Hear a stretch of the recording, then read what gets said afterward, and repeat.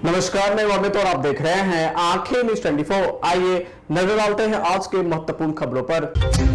वक्फ संशोधन विधेयक लोकसभा में पेश, सत्ता और विपक्ष का बयानबाजी जारी। ऑटो रिक्शा बैन के खिलाफ चालक संघ द्वारा गर्दनी बाग में किया गया धरना प्रदर्शन।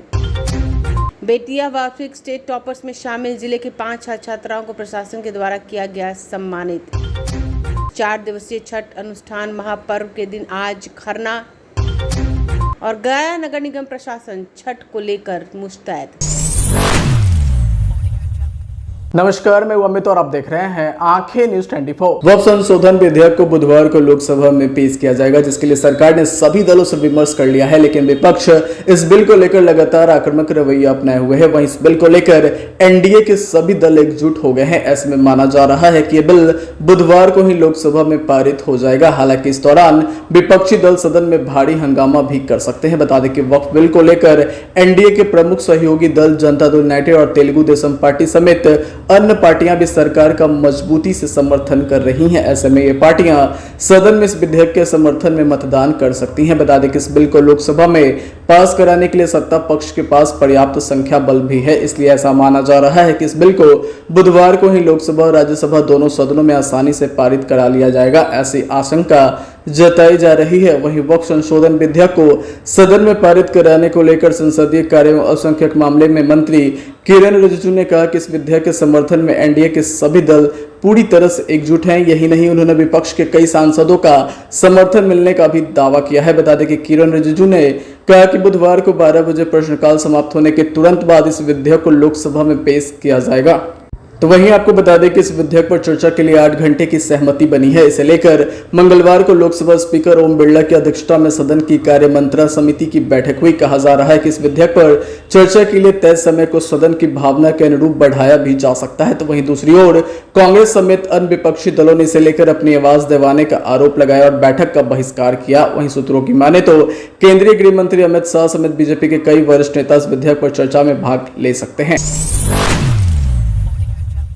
नमस्कार, मैं अमित और आप देख रहे हैं आंखें न्यूज 24। गया में छठ पर्व को लेकर मेयर गणेश पासवान, पूर्व डिप्टी मेयर मोहन श्रीवास्तव, नगर आयुक्त कुमार अनुराग सहित अन्य अधिकारियों ने शहर के विभिन्न घाटों का निरीक्षण किया। साथ ही घाटों पर छठ व्रतियों के लिए विशेष सुविधा और साफ सफाई का निर्देश भी दिया। इस मौके पर पूर्व डिप्टी मेयर मोहन श्रीवास्तव ने कहा कि छठ पर्व को लेकर कई घाटों का निरीक्षण किया गया, जिसमें केंदू घाट, पिता महेश्वर घाट, झारखंडे घाट, महादेव घाट, राय बिंदेश्वरी घाट सहित अन्य कई घाट शामिल हैं। साहब, नगर निगम के उपनगर आयुक्त, हमारे मुख्य सफाई निरीक्षक, भंडार प्रभारी,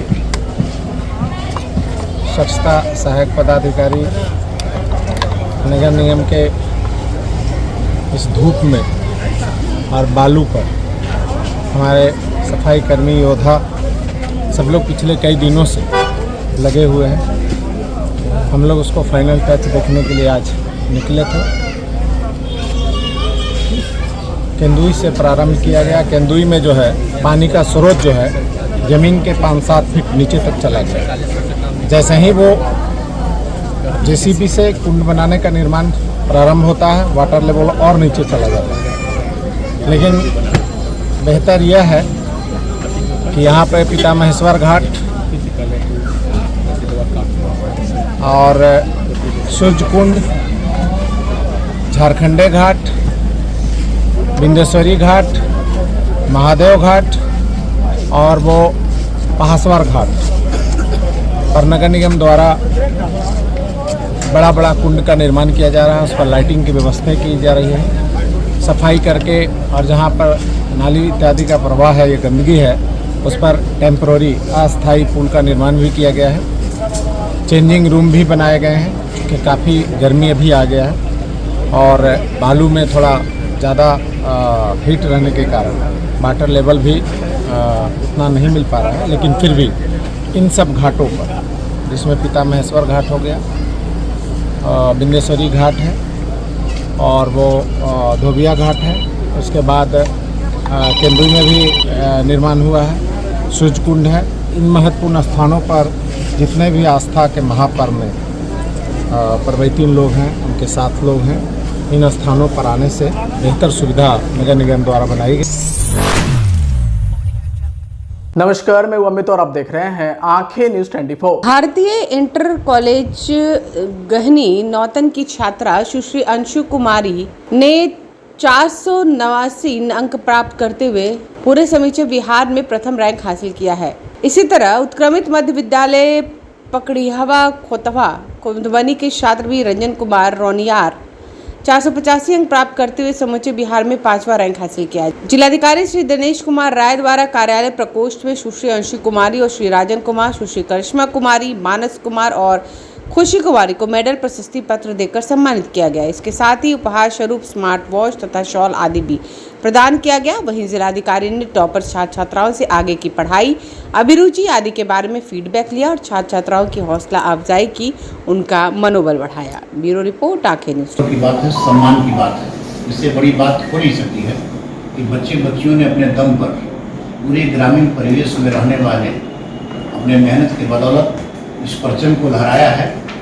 इस खुशी में सिर्फ ये नहीं, इनके माता पिता नहीं, इनके शिक्षक नहीं, तमाम लोग, चाहे शिक्षा विभाग की बात हो, चाहे जिला प्रशासन की बात हो, सारे अधिकारी और कर्मी आप सबको सम्मान देते हैं, रिस्पेक्ट करते हैं।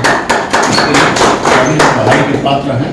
और जब पश्चिम चंपारण में हम लोग पदस्थापित हैं तो हमारे बच्चे और बच्चियाँ जब बेहतर करते हैं तो खुशी होती है।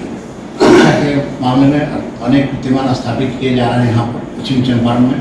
पश्चिम चंपारण ने साबित किया है कि यहाँ प्रतिभा की कोई कमी नहीं है। बच्चे बच्चियाँ अपने दम पर बहुत बेहतर प्रदर्शन कर रहे हैं। अभी आप लोगों ने देखा है कि कुछ दिन पहले हम लोगों ने इंटर में स्टेट टॉपर को सम्मानित किया था। वही के बच्चे पश्चिम चंपारण की खरनाटांड की रहने के लिए बगान मंडल का। और फिर लगातार 2 दिनों के बाद में है जो खुशी जब जाहिर हुई तमाम जगहों पर, तो हम लोग भी बहुत खुश हुए। खुशी बहुत मिली कि हमारी बच्चियाँ जो है, हमारे बच्चे जो हैं टॉप कर रहे हैं यहाँ से पश्चिम चंपारण से। तो इस सबको सम्मान मिलता है। और बच्चे बच्चियों से मैं कहना चाहूँगा कि आप अपनी पढ़ाई को जारी रखिएगा, मेहनत कीजिएगा, काफ़ी मेहनत करना और आगे मेहनत करना जाए कि बेहतर और प्रदर्शन करें। आज जो जिला में नाम हो रहा है, राज्य में नाम हो रहा है कि पश्चिम चंपारण के बच्चे और बच्चियाँ जो है टॉप 10 में है, प्रथम स्थान है से लेकर 10वें स्थान तक सब लोग हैं।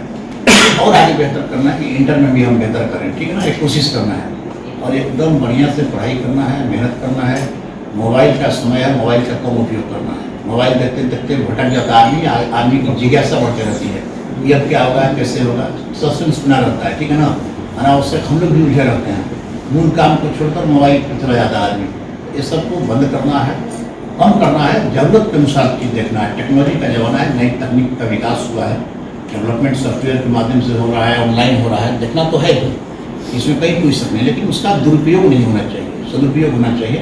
एकदम बिल्कुल अच्छे ढंग से पढ़ाई लिखाई कीजिएगा। हम लोगों की शुभकामना है। आप लोग जितने भी लोग आए, इस पर बहुत कुछ नहीं बोला जा सकता है, लेकिन इतना जरूर हम कहेंगे कि जिला के लिए, राज्य के लिए सम्मान का विषय वस्तु है ही, इसमें कोई शक नहीं है कि आप सम्मानित हुए हैं। और हम लोग आपको सम्मानित करके हम लोग कुछ सम्मान पा रहे हैं। हमारे यहाँ के बच्चे टॉप किया और टॉप 10 में स्थान 5 प्राप्त किया, ये गौरव के लिए बात है। मैं शिक्षा विभाग के तमाम जुड़े हुए अधिकारी, कर्मियों सबको मैं बधाई देना चाहता हूँ, धन्यवाद देना चाहता हूँ। बेहतर है और हम लोग अपने भ्रमण के क्रम में, हम हो DDC साहब हो, चाहे हमारे जिले के जितने भी टीम के लोग हैं, जहाँ भी जाते हैं तो सरकारी विद्यालयों को हम लोग प्राथमिकता देते हैं। हम लोग कहीं भी प्राइवेट स्कूलों के चक्कर में नहीं रहते हैं। यह प्रमाणित करता है कि सरकारी बच्चों जो है ना, सरकारी विद्यालय के जो बच्चे हैं किसी से कम नहीं है। समाचारों में वक्त हो चला एक छोटे से अंतराल का। पटना में कई वर्षों से शिक्षा में अहम योगदान दे रहा है Gyansthali high school Alamganj Patna city, जहां 10वीं और 12वीं की बोर्ड परीक्षाओं में 100% अंक प्राप्त कर रहे हैं बच्चे। एक ऐसा स्कूल जहां न केवल होती है पढ़ाई, बल्कि साथ ही साथ होती है कल्चरल एक्टिविटी, स्पोर्ट्स एक्टिविटी से जुड़े गेम्स, मैथ ओलंपियाड से लेकर साइंस ओलंपियाड, जहां बच्चों के लिए स्कूल कैंपस अत्याधुनिक सुविधाओं से लैस, छोटे बच्चों के लिए वाहन और ट्रांसपोर्ट की विशेष सुविधा। तो देर किस बात की, आज ही कराएं अपना नामांकन Gyansthali high school Alamganj Patna city में, जहां नामांकन की प्रक्रिया जारी है। संपर्क करें पुलिस चौकी Alamganj main road near Alamganj थाना पटना बिहार 800007। ब्रेक के बाद आपका फिर से स्वागत है। नमस्कार, मैं अमित और आप देख रहे हैं आंखें न्यूज 24। परिवहन विभाग और यातायात पुलिस के द्वारा 1 अप्रैल से ऑटो और ई रिक्शा से स्कूली बच्चों को ढोने पर प्रतिबंध लगाने बिना ऑटो स्टैंड और ठहराव और ई रिक्शा चार्जिंग पॉइंट के निर्माण के बिना ऑटो पर जबरन रूट कलर कोडिंग लागू करने के विरोध में राजधानी पटना के ऑटो ई रिक्शा चालक संघ ने गर्दनी बाग धरना स्थल पर 1 दिवसीय धरना प्रदर्शन किया। वहीं इस मौके पर बड़ी संख्या में ऑटो चालक और यूनियन के लोग उपस्थित रहे और सरकार और विभाग के खिलाफ जमन कर नारेबाजी की। ब्यूरो रिपोर्ट, आंखें न्यूज़ 24। हम लोग भी चाहते हैं बच्चे सुरक्षित रहें, स्कूल जाएं और स्कूल से वापस आए। आप एक सुरक्षा का मार्ग कर दो क्या, और उसके बाद किसी का चोर है ना, तो आप उस मुताबिक कहिए कि अपने अपने ऑटो में, ई रिक्शा में आप उसको दाएं और बाएं उसको जारी। नमस्कार, मैं अमित और आप देख रहे हैं आंखें न्यूज 24। लोक आस्था का महापर्व छठ नहाय खाए के साथ 1 अप्रैल 2025 से शुरू हो गया। वहीं आज यानी 2 अप्रैल को छठ महापर्व का दूसरा दिन खरना है। आपको बता दें कि यह त्यौहार संतान प्राप्ति, उसकी सुख समृद्धि के लिए किया जाता है। इस पर्व में भगवान भास्कर और छठी मैया की पूजा करने की परंपरा बताई गई है। वहीं नहाय खाए के दिन भक्त गंगा सहित पवित्र नदियों में स्नान और ध्यान करने के बाद भगवान सूर्य देव की पूजा करते हैं और फिर शाम को सात्विक भोजन करते हैं। तो वहीं इसके अगले दिन खरना का व्रत रखा जाता है। इस दिन पूजा का विशेष महत्व बताया गया है। आइए जानते हैं आज खरना का शुभ मुहूर्त, पूजा विधि और महत्व के बारे में आचार्य मोहन त्रिवेदी से। लोहंडा के बाद यानी खरना के प्रसाद के बाद ऐसा माना जाता है कि जो हमारे माताएं होती हैं वह 12 घंटे रात्रि तक और 12 घंटे संध्या तक यानी 24 घंटे का निराहार व्रत रखती हैं और संध्या काल का जो हमारा अस्तलगामी सूर्य होते हैं उनकी उपासना की जाती है, उनको अर्घ्य दिया जाता है, ताकि हर एक, जो कि हमें जीवन में यह सीख देता है कि हर एक चुनौती आपके सामने आती है वह कभी भी अस्थिर नहीं रहती है। उसका पतन, उसका जो निराकरण है वह निश्चित ही हमारे जीवन में होता है। लेकिन उसके बाद अगर कोई चीज़ अस्त हो चुका है, जब आप किसी चीज़ से हार गए हैं, तो कैसे हम उदयागामी सूर्य हैं उन्हें हम जल देते हैं, उन्हें प्रणाम करते हैं और उनका विशेष जो महत्व है, जो माता छठी मैया का जो प्रसाद है, जो सूर्य भगवान की जो उपासना है वह हमारी पूर्ण होती है।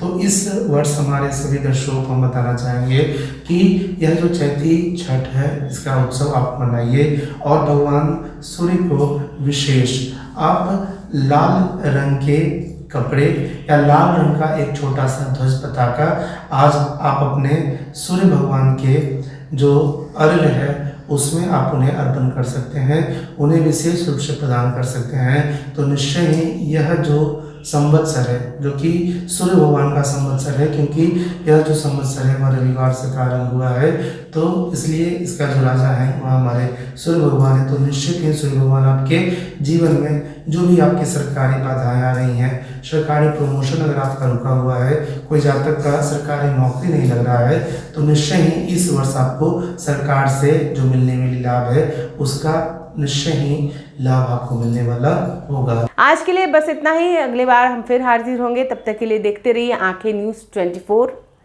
अगर आपने अभी तक हमारे चैनल को सब्सक्राइब नहीं किया है तो हमारे चैनल को जल्द से जल्द सब्सक्राइब करें, लाइक करें, शेयर करें और कमेंट करें।